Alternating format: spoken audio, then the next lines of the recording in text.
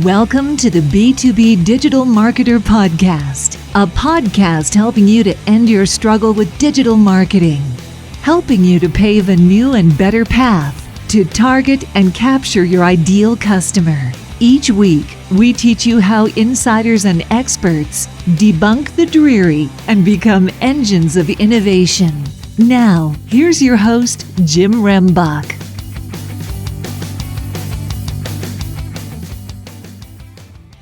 Okay, B2B DM gang, I have somebody on the show today who I've known for a very long time, and I just reconnected with, and it's fantastic because she is actually a professor of marketing at the university level at Lander University, Dr. Cherie Rains. And you may find her if you do some research on Dr. Cherie Keen, because she has been responsible for writing several research studies on the customer experience for a number of years with a couple different associations. As well, we were with a former employer called Customer Relationship Metrics. And that's one of the things that I think that's really important for us to talk about when we are talking about digital marketing, because ultimately it comes down to the customer, right? So Cherie, if you could tell us a little bit about your background and some of the work that you're doing right now in regards to digital marketing and how we can leverage that in the B2B space. All right. Well, Jim, thank you so much. I'm thrilled that we have reconnected after quite a lot of time, learning that you're just right up the road there in North Carolina as well. So that's pretty exciting. So my background really has all been in the customer experience realm, I would say. And while it's hard for me to say, when I started this, got my master's in consumer behavior and decided I was going to get my PhD and swore that I would never teach, and here I am a professor. But I think what happened when I went to Purdue was I really saw, the area of the internet was becoming really popular. And so e-retailing, this was back when everything was e. Now it's like digital, and no, this was e. So there was really an opportunity to see how would people behave in the e-environment. And so it started off for me really in shopping and e-retailing, because at that point the sky was falling and oh my gosh, the malls, nobody would go shopping, right? I mean, everybody would buy everything online and nobody would do that. So that's where I started my research. And what it showed was no, people wouldn't do that, which has come to fruition, which is great. So thumbs up for dissertation research, got me somewhere. But then that really so that really got me excited in the consumer realm. And I started really thinking about behaviors and wanted to go into consulting. And I had a great opportunity to go to the Netherlands after my PhD for 3 years. And I did a program extensively for Mercedes-Benz in contact centers and how people, were using the contact center environment and how we could change that. Because at the time, the contact center was seen as something way outside the box and something a company had to do, but didn't realize the satisfaction, right? That research was just starting to come up. So I spent, 3 years over there doing international research on customer satisfaction and contact centers. And then I brought that back. Like you said, I went to a couple different nonprofits and then also consulting companies, which brought me back to, I reached a point in my life where I said, I'm either going to go into teaching or I'm never going to do it again. And I went back for a year and loved it and came on down here to South Carolina and teaching the young minds all about digital marketing. So it's been really exciting. Well, and I can imagine when you even go back to that whole e-tailing days and thinking about all this transformation and transition, you've gotten an opportunity to experience what is often referred to as, the omni-channel experience. I've got some of the brick and mortar, I've got some of the e-tailing, and now, like you say, it's all involved to digital, and the whole customer journey and all of those things are all over the place for a lot of organizations.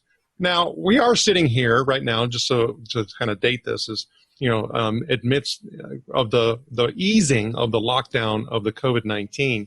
And so we have been forced to do more digital and more e-tailing than we ever have before. And some of that will go back to the brick and mortar, because there's just certain products and services that are important to that. But I think marketing now has to play a very different role. And so when you think about B2B digital marketing specifically, and we can take some of the benefits and insights and work that's being done in the B2C space and leverage it for ours. Yes, we can do that. But if you start talking about B2B digital marketing, where do you see excitement? I think the most exciting pieces are kind of intertwined. One is really the mobile environment. Again, like you said, we see it in the B2C zone, but when you think about the applications it would have, everybody has their phone, everybody's using their phone, and because of COVID, we're even using it more than we probably ever thought before, or for things we never thought we would do. So at this point now, did we shop a little on our phones? Maybe. Did we look for information on our phones? Maybe. But once COVID hit and we were forced to be inside, and that goes to all the people who are now working from home. So it translated into the B2B space really easily because that's where people are going first, right? You ask me a question, I whip out my phone, I put it in. Where does it go? So I see that really being leveraged, and I really see the video marketing piece of it, not just necessarily on YouTube, but putting, the face to whether it's the products or services, and having that interaction with the consumer, whether it's B2B or B2C, so that you feel like you have a relationship. It's still about relationship building. It's just shifting a little bit at this point. Okay, so you bring up a really interesting point in regards to the whole, now I'm forced to do some things I didn't do before, both from a producer perspective, content creator perspective, if we're talking about, B2B digital marketing, as well as from, one that is doing all of that searching, right? So if everybody is now cranking out things, items, snippets, webinars, and it goes on and on and on. And so now there's significantly more noise online. How do I actually differentiate in that world?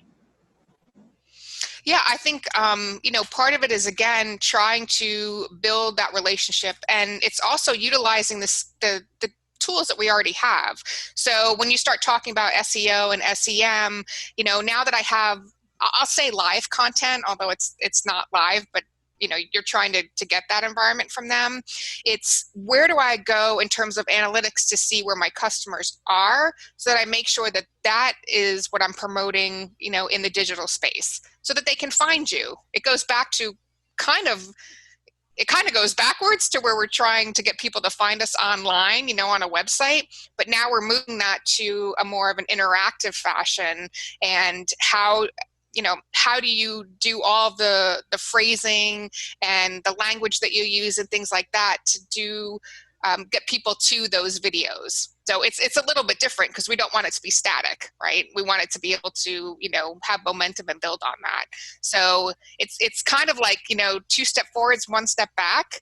I've got to do all this engaging content, and then I need to step back and say, oh, I got to go back to SEO, SEM, and how to make that work to get them to the right places. Okay, so now you bring up things that I am getting more insight into in regards to the opportunity that exists to stand out, okay? And that is the whole analytics element. So as being, somebody who is a researcher, a lot of data, you have to validate data, you have to make sure data is scrubbed, in the whole integrity piece, and then leveraging it. The data is so vitally important. However, what I see is that a lot of B2B digital marketers really don't do anything in regards to, or very little in regards to data. Even so much when we start talking about it from an SEO perspective, is there was one website that I reviewed for a B2B company. None of their photos had alt tags. None of them had meta tags.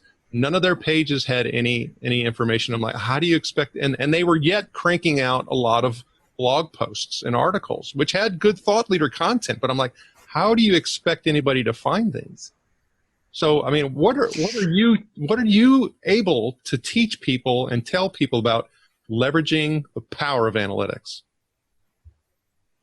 Well, I think the power of analytics is changing, and this is something where I'm really outside the box on this. Now, my background and trainings in marketing research and focus groups, so I've always kind of been a qualitative person.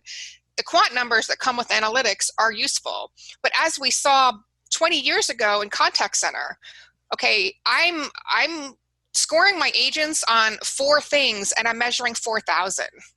Well, those 4,000 things, right, we didn't really look at. It was just pages that came up. It's the same concept with big data. And I think what's going on now is everybody is saying big data is the disruptor and big data is going to solve the problem. Me personally, I don't believe that. I think that there's power in smaller analytics that you can find, simple analytics, because what happens is people hear that word, analytics. It's just like saying regression in a consulting meeting. Your client's face goes white, right? They're like, oh, I don't know what she's talking about, regression, oh my gosh. But you want simple things that you can talk about. A lot of times what it is with the big data, who does that really well? Amazon. Amazon was built on big data.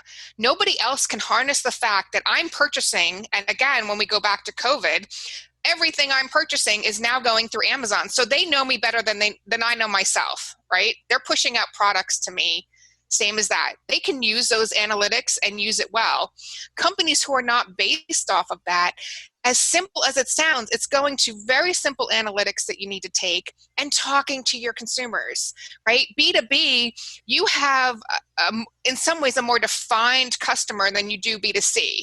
Because in B2C, you could go across any demographics and, your customer journey is really different.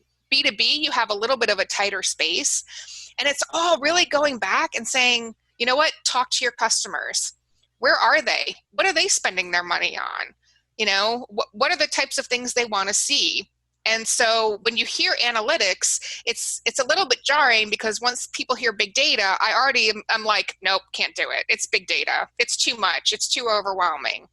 That's true. But if you go to simple, and I mean, as simple as it sounds, like go to Google, get somebody in your office certified in Google Analytics.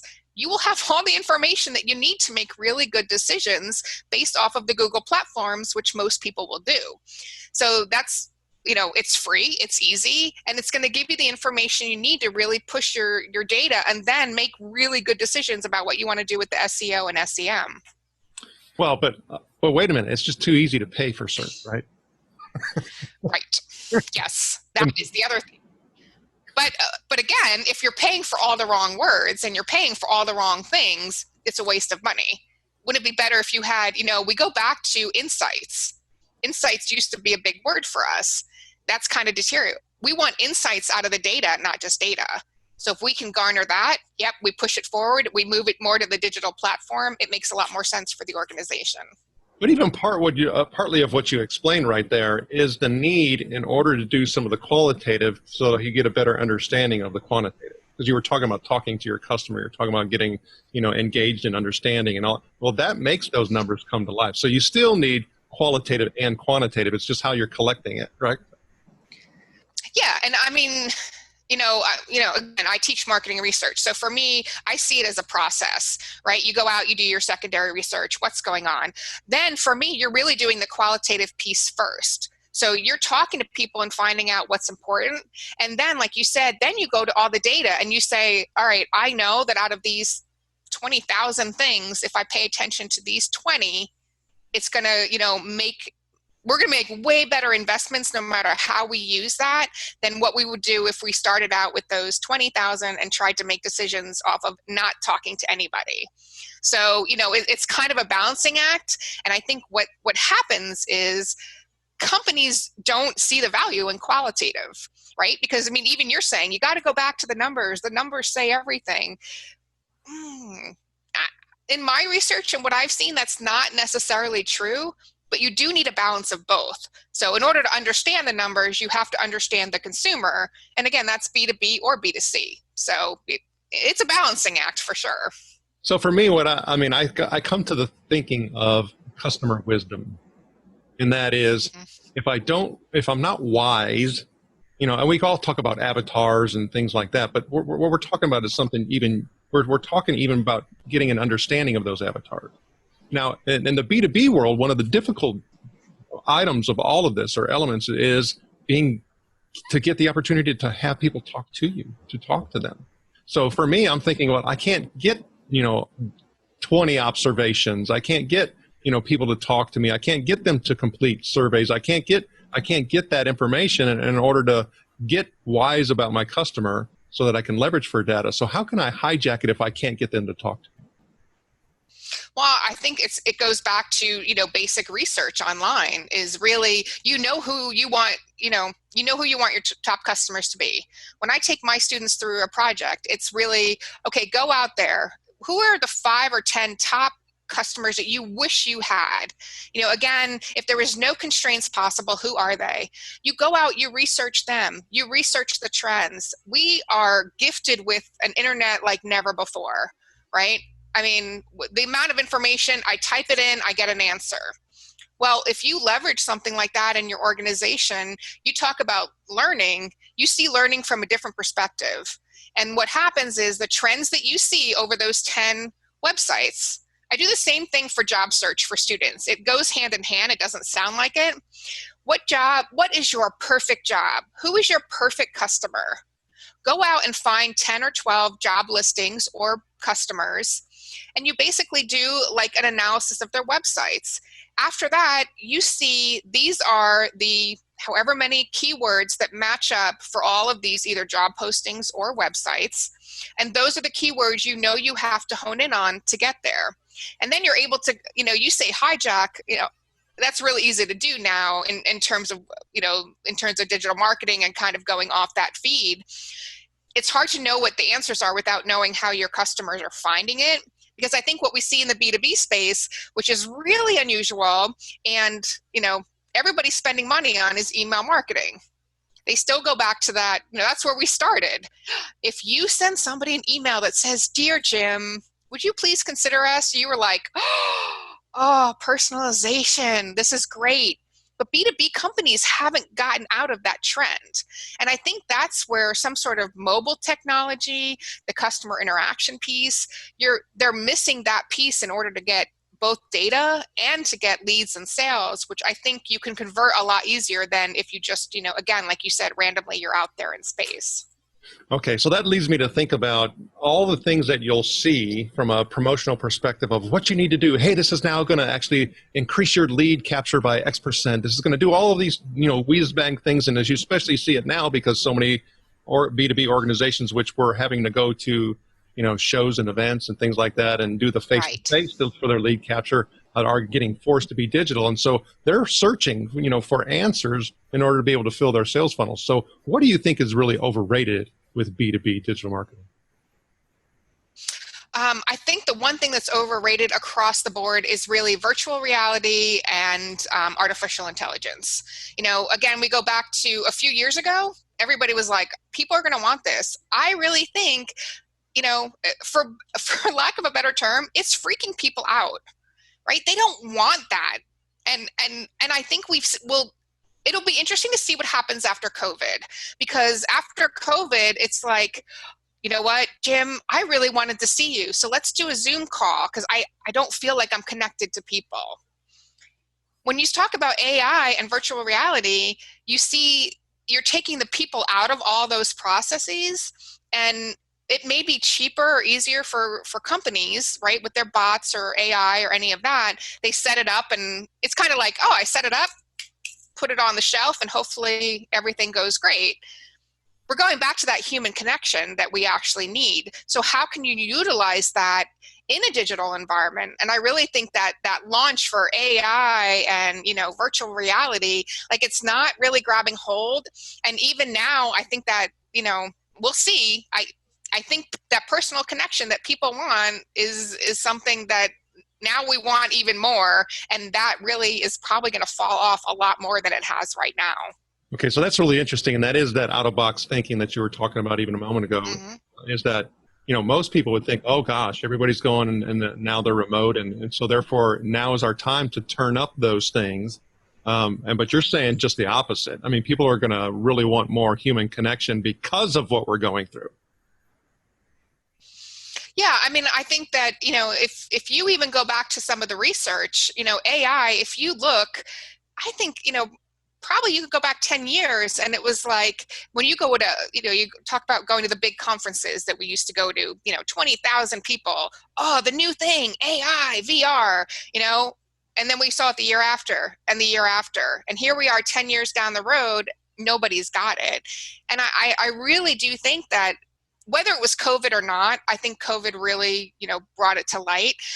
people want a connection to other people. People don't want to talk to technology. And if I'm doing some sort of service interaction, I want somebody to, I want to feel like somebody really cares about me. So if I'm in a chat with somebody, I know even from personal experience and some research I've done, if you know that the person you're chatting with is a real person, so let's say they say something like, oh, how's the weather in South Carolina? Or today is my birthday. I'm talking to a real person. This is awesome. They understand my problem. They can solve it fast. And oh, by the way, we can have a nice little chat while we do that. I think people want to see that. They don't want to be like, Jim, I have a problem with my bill collection. And something comes back and you're like, no, it's just like the call center tree, right? No, that's not what I'm saying. I want to talk to a person. I think we're still in that frame of mind for our customers that they want that interaction and they want that relationship. And now I think we're really kind of starving for that with COVID.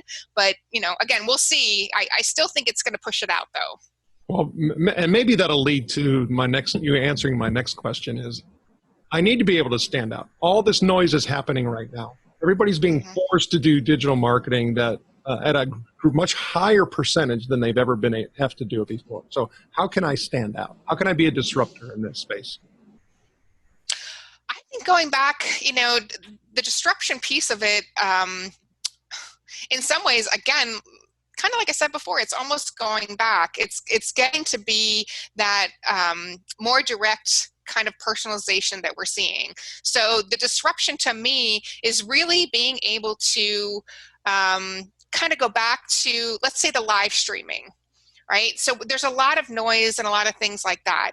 If we can identify the people we want to be most connected with and we can have a relationship with them. So again, this goes back to the whole idea of live streaming, even, webinars, the virtual conferences. Okay, so we're used to doing all these things virtually. How do I build that relationship with a customer, right? So how do I utilize that? I think that'll be the kind of the key there as well. And then being able to take it, if you can get your customers on phones and be able to, I guess, kind of swim with the sharks in the mobile environment, you're going to be a bigger disruptor than you probably even realize at this point in time. Because, if apps and everything are really easy to do.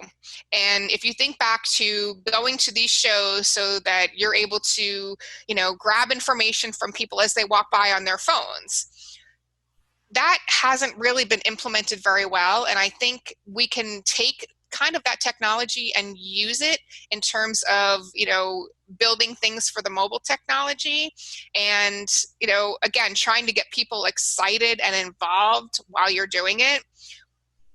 I think what you'll see from students, from what I see from students, at this point in time, they've never been without their phone, or very, very rarely been without their phone.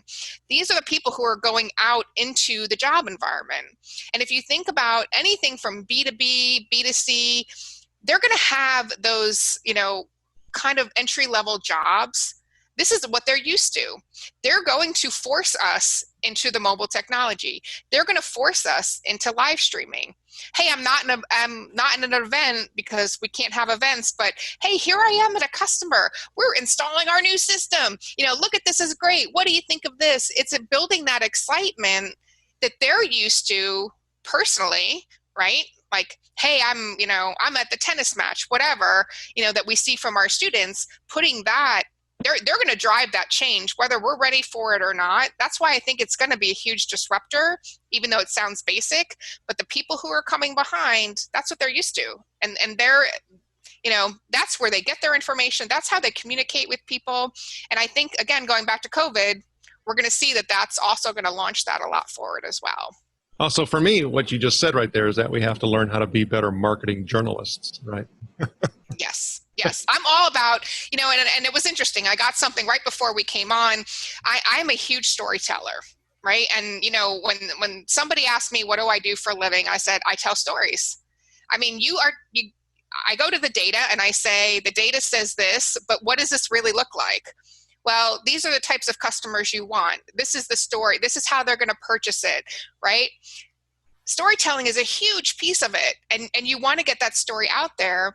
But then I got this thing for a conference, and it was like, oh, the myths of storytelling. It's not the way it's not the investment you want to make in digital marketing. And I just want to scream and be like, actually it is, right? You want to tell the story all the way around. So that'll be another interesting thing. It's the journey, it's the story. Those things are going to resonate with people. And, again, going back to where we've been talking, it's all really about people and connection and relationships. Okay, so you and I had the opportunity to talk a little bit about something associated with the whole scarcity element. Like students, even when they're doing their projects, they don't have funding in order to be able to, test and apply and do all that. And a lot of us are in that position. But if I was sitting there and saying, all right, I've got this budget and it's currently allocated in these places, where would you say I should pull from and apply to? Where should I reallocate resources to? Yeah, I think so. We're probably going back to that email. And I don't know if it's just something, B2B, it's like, well, we've always done it that way. We've always gone to email, or we've always gone to talking to people at the trade shows. That's what we do. It's really taking that piece of it and saying, you know what, let's not spend all of our money over there. We really need to go into content creation. We need to go into, the social media realm. But what they need to make sure is that they're going to the right places. So one of the things, even with our students, right? So for their projects, it's like, you got nothing. You got no money. Figure out how to put a campaign together. You can do it. And it's really, really usually right on the money in terms of that. So even if companies have some sort of resources they can pull in that, the thing is, you've got to figure out where your customers are. So people hear social media and they instantly think, I need to go to Twitter. I need to go to Snapchat. I need to go to Instagram. I need to go to Facebook. No. If you're allocating, let's say 50% of your budget to online, to social media, well, where is it going? You need to make sure that it doesn't all have to go to Facebook, or it doesn't have to go to everything. You need to put it which makes most sense for your business. So I think you're going to be moving more towards social media, but I want to put a little asterisk on that. That's like, it's not social media everything. It's like, okay, it's really targeted social media. Again, going back to that storytelling, going back to that relationship building that you can do through social media. You see a lot of companies are really good at doing certain areas, but you don't have to do that's the thing, you don't have to do everything. You have to do what's most important really, really well. And that's where you put your money in, instead of, across the board, let's just, put the money in social media and email management and some content marketing here and there. It doesn't make sense, and I think that's what a lot of companies do, again, because it's overwhelming. And again, because they say social media, I've got to be, I've got to be in all these platforms. Otherwise, our business will implode if we're not there and customers can't find us. That's not necessarily true. And I think we'll see that maturing as we go forward. Okay, so let's look at it from another lens. I have unlimited budget. I mean, I can spend wherever I want to spend and do whatever I want to do. What would you go after? I think the things that I would go after really would be in terms of trying to do a little bit more, in terms of the live streaming and the webinars. If you're able to put together kind of movie quality videos, those types of things really start to pick up noise. Like you said, not noise. Let me go back to that. So if they really start to pick up, having people view them and go through, it cuts through the noise in order to get people to go there. So I think that if you had, unlimited, you would really be talking about, how do I go back to that omni-channel? We go back to the same concept from before. How can I reach my customers through the mobile environment, through the computer environment, through iPads? There really haven't been a lot of companies that have figured out this whole Internet of Things and how they're connected. How do I connect my customers in every single aspect, right? I mean, some companies, again, do that well. Google, or if I do a search, all of a sudden I go on my pad and I'm getting advertisements for whatever I searched for. We haven't harnessed that really well in B2B. I don't think, from what I've seen and from what research has shown. So it's really, if I had unlimited budget, I want to see where my customers are, how to take that Internet of Things, put it all together so that I can reach them however they want to be reached and at multiple touch points. Again, that's something I think B2B has really missed out on. Well, Cherie, I tell you, I've had really a wealth of influence from you for many years, and this particular episode right here it even takes it over the top. But I have to come back to the person who's actually listening and who's that digital B2B marketer, and they have to ask themselves some questions that are important. What is one question you think that all B2B digital marketers need to ask themselves? Okay, this is the simplest of the simple, and nobody probably asks it. Would I, okay, so now we go back to, I've spent $1 million, I've done all this. Now, would I, whether it's respond, use, open, the content that I have just put out there? It's a simple thing that we never ask of, would you use that? Would you buy that? If that content came to you, does that stir enough in you that you're going to make that purchase? We sometimes forget to go back to me, that's like the core of the simple marketing. Would this marketing work on me?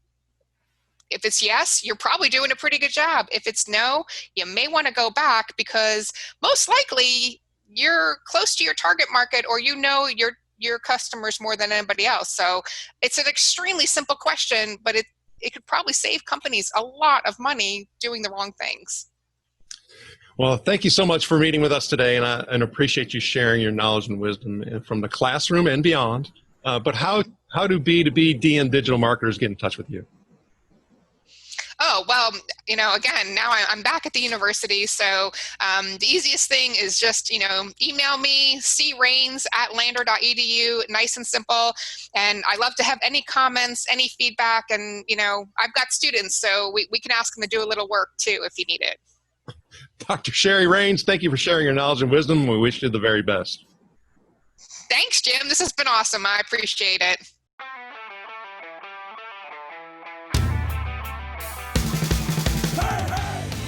Thank you for joining us. Go now to join the B2B DM gang in the B2B Marketer LinkedIn group, where you can connect with other B2B DM disruptors and get access to our B2B DM cheat sheets, checklist, and guides. While you're at it, if you found value in this show, please help by going to iTunes to rate, review, and subscribe.